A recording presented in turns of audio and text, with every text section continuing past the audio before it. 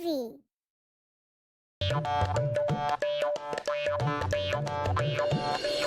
ठीक से लिस्ट देखकर मृत्युलोक से मनुष्यों को लाइएगा।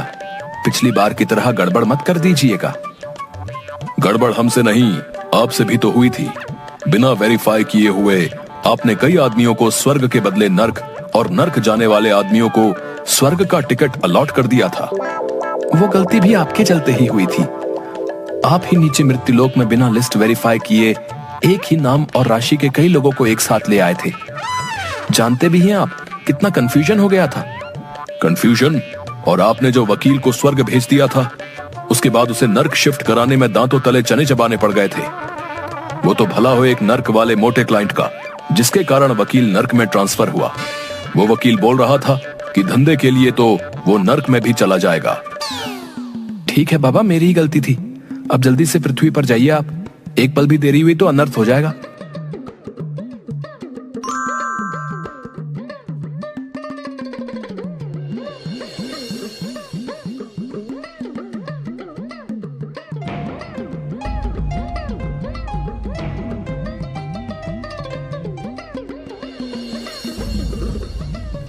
बेटा महेश, ये कवि तो अभी कविता सुना रहा है, लेकिन इसकी अभी अकाल मृत्यु है। आओ इसे हार्ट अटैक देकर ले चलते हैं यहाँ से। मंच पर विराजमान अतिथिगण एवं श्रोतागण, वीर रस की एक पंक्ति आप लोगों को समर्पित कर रहा हूँ। अबे तिनके, एक हवा का झोंका आएगा तो न जाने किधर गिरेगा, लेकिन कविता पढ़ेंगे तो वीर रस की ही। वाह रे प्रभु, तेरी लीला तू ही जाने। चल भाई, तेरे पास 3 मिनट है, निकाल ले अपनी वीर रस की भड़ास। सुन ले ओ यमराज, चैलेंज करता है तुझे कविराज। आया है तू मुझे लेने आज, मुझे अपने श्रोताओं पर है नाज। बेटा महेश, ये इसे कैसे पता चला कि हम इसे लेने आए हैं? हमारे डिपार्टमेंट का कॉन्फिडेंशियल वर्क कोई लीक कर रहा है क्या? हमें तो लगता है कि पृथ्वीवासी हमसे ज्यादा मॉडर्न टेक्नोलॉजी का विकास कर लिया है। तुझे हो ना हो अपने भैंसे पर, लेकिन मुझे अपने कलम पर है नाज। अरे तू क्या आएगा बनकर मेरा काल, मैं खुद आ रहा हूं तुमसे मिलने। अब तू अपने आप को संभाल। मालिक, ये कवि तो आपको ही टारगेट कर रहा है। अच्छा तो ऐसी बात है, ये ले हार्ट अटैक और चल मेरे साथ। कवि मंच पर ही हार्ट अटैक के कारण लुढ़क जाता है। यमराज जी उसे लेकर बोरे में डालकर महेश पर लाद देते हैं और दूसरा टारगेट पूरा करने चल देते हैं। दूसरा टारगेट की ओर चलो बेटा महेश। मालिक, अभी तो कवि का जीवन 1.5 मिनट बाकी था। देखा नहीं, तिनके सा कवि मुझे ही चैलेंज कर रहा था। अब पड़ा है बोरे में। चित्रगुप्त जी से बोलकर इसे नर्क में भिजवाऊंगा, देखना तुम। जी मालिक, अगला टारगेट लाइफ इंश्योरेंस एजेंट का है। अच्छा, मेरा नाम ले लेकर लोगों को डरा धमका कर इसने बहुत संपत्ति बनाया है, लेकिन खुद कभी भी मेरी पूजा नहीं किया। ये तो बड़ा नमक हराम निकला मालिक। सेठ जी, आप निश्चिंत होकर रहिए। ये प्लान ऐसा है कि आपको यमराज भी नहीं कुछ कर पाएगा। हाँ बेटा महेश, ये मुझे समझ में नहीं आता कि ये लोग अपना उल्लू सीधा करने के लिए मेरा ही नाम क्यों लेते हैं। मालिक, इन्हीं लोगों ने आपको बदनाम कर रखा है। शायद इसी कारण आपकी पूजा मृत्युलोक पर नहीं होती। अच्छा, अभी इसे मजा चखाता हूँ। जीवन बीमा का प्लान बेचने वाले अपना बीमा तो करवा लेता। यमराज बीमा एजेंट को भी ब्रेन हैमरेज करवाकर अपने साथ ले लेते हैं। अगला नंबर एक डॉक्टर का रहता है। चलो अब कुछ पढ़े लिखे लोगों से मिला जाए। जी मालिक, चलिए इन्हें भी ले लेते हैं।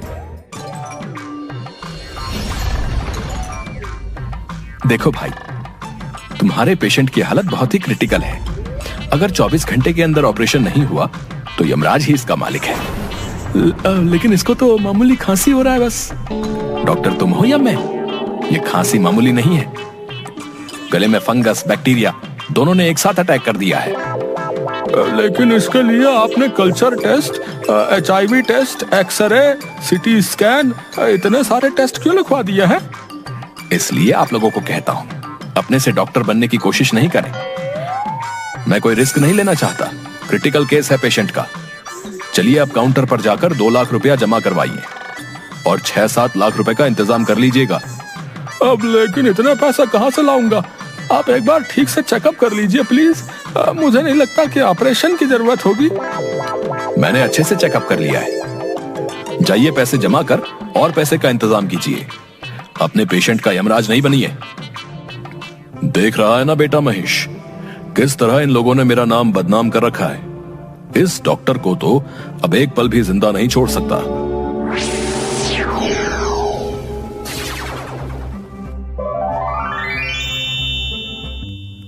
अब थक गया हूं मालिक। लास्ट शमशान से तांत्रिक को लेकर हम यमलोक चल देंगे। इस मुर्दे को मैं आज यमराज से छीन कर लाऊंगा। बक्कड़ चक्कड़ चामुंडा, ये लाश अभी तू खड़ा हो जा। गिद्ध चील कौवा और बाज, खदेड़ा जाएगा यहां से यमराज। अच्छा बेटा, मुझसे तो अच्छे अच्छे तांत्रिक भागते हैं और तुम हम ही को खदेड़ रहे हो। चल बेटा महेश, तेरा आज का कोटा पूरा हुआ।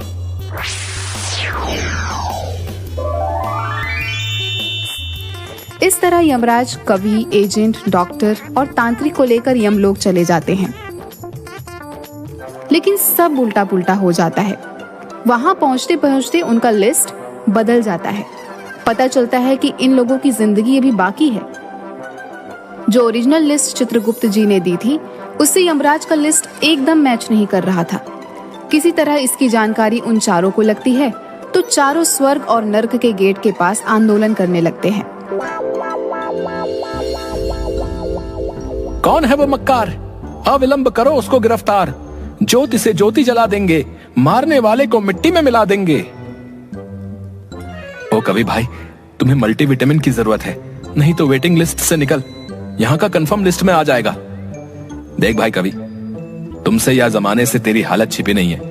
हो सकता है हवा का एक झोंका तेरा अंतिम यात्रा का प्रबंध कर दे। इसलिए मैं तो कहता हूं कि एक अच्छी पॉलिसी हमसे ले लो। तुम तीनों सुन लो, कोई भी जादू टोना, वशीकरण मंत्र, काल, यमराज, बुरी आत्मा तुम्हारा कुछ नहीं बिगाड़ेगा। मेरी असीम शक्ति उन्हें परास्त कर देगी। अगर तुम मुझसे सेवा लेते हो, सेवा चार्ज मात्र 50,000 रुपए। पता तेलिया मसान, ऑपोजिट शमशान। वही दूसरी तरफ यमलोक में इसी बात को लेकर बहुत हंगामा चल रहा था कि पिछले कुछ दिनों से ऐसी गड़बड़ी क्यों हो रही है। चित्रगुप्त जी द्वारा बही खाता वहीं पलटने के बाद पता चलता है कि मृत्युलोक के एक अमेरिकी निवासी, जो कि एक सन की वैज्ञानिक है, उसने अपने सुपर कंप्यूटर की मदद से यमलोक के बही खाता को हैक कर दिया है।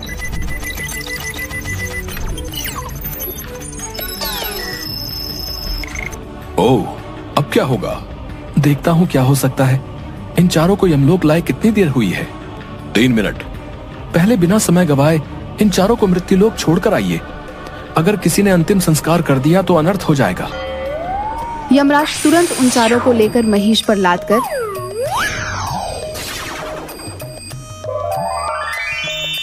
मृत्युलोक पहुंचते हैं।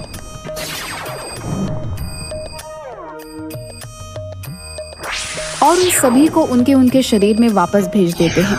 उनके परिजन, जो उस समय रो रहे थे, विलाप कर रहे थे, उन्हें वह जिंदा पाकर बहुत खुश होते हैं। यमराज वापस यमलोक पहुंचकर सन की वैज्ञानिक यमलोक के बही खाते के साथ छेड़छाड़ किया है, इसलिए उस सन की वैज्ञानिक को दंड मिलना चाहिए।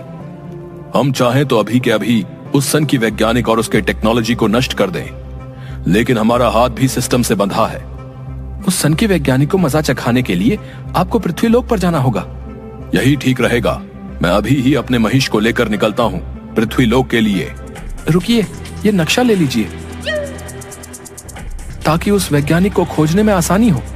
उसका सारा बायोडेटा लिखा हुआ है इसमें। यमराज और महिष दोनों अपना अपना गेटअप चेंज कर लेते हैं।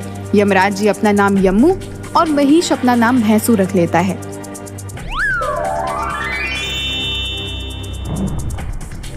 दोनों अमेरिका के हवाई द्वीप के एक निर्जन टापू पर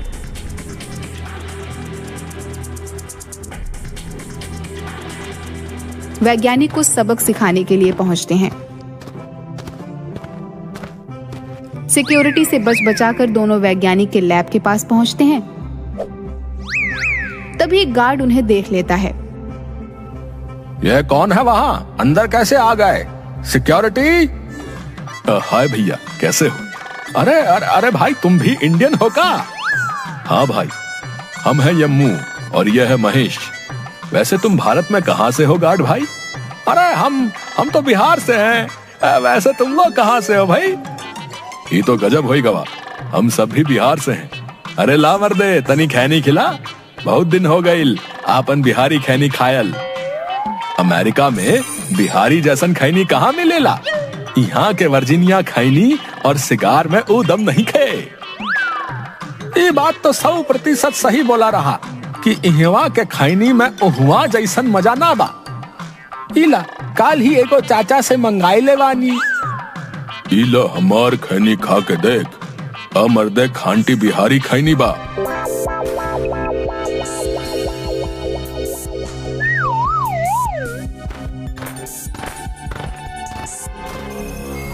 आओ आओ, वेलकम।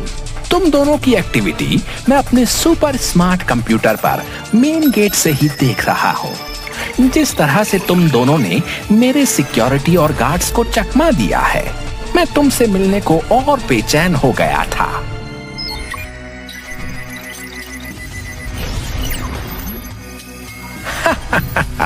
कैसा लगा मेरा स्वागत?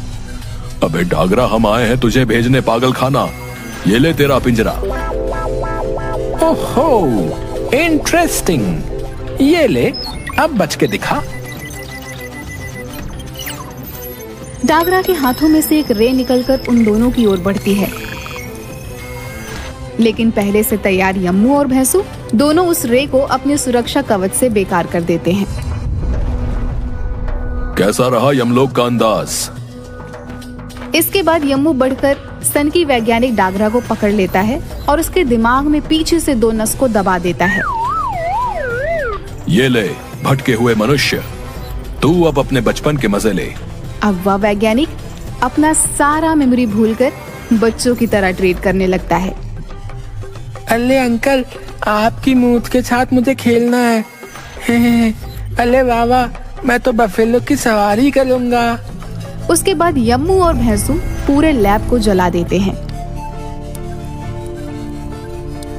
अब हमें जल्दी से यमलोक की तरफ निकलना चाहिए। ये नादान मनुष्य कहीं हमारे पल्ले ना पड़ जाए। हाँ प्रभु, जल्दी विराजिए, हम लोग निकलते हैं। और वहाँ से यमलोक वापस आ जाते हैं। अब यमलोक का सारा सिस्टम पहले की तरह काम करने लगता है।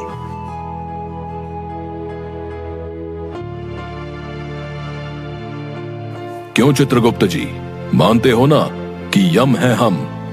सब कुछ नॉर्मल करके सिस्टम सही कर दिया। जी प्रभु, तभी तो आप यमलोक के कर्ता धर्ता हो। आपकी जय हो।